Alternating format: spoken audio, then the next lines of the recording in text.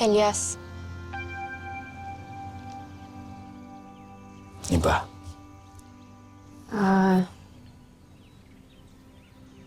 pasensya na sa nagawa ko kagabi Hindi. Wala yun. Baka kasi nagdidelirio ka pa. Hindi. Alam kong ginagawa ko. Pero naiintindihan ko naman kung hindi mo ko gusto.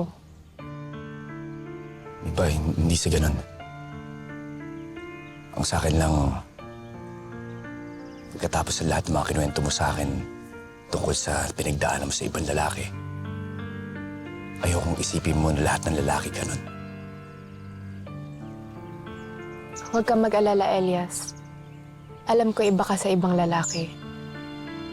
At hindi rin ako katulad ng mga ibang babae. Naiintindihan ko na may kailangan kang ibang gawin bilang si Black Rider.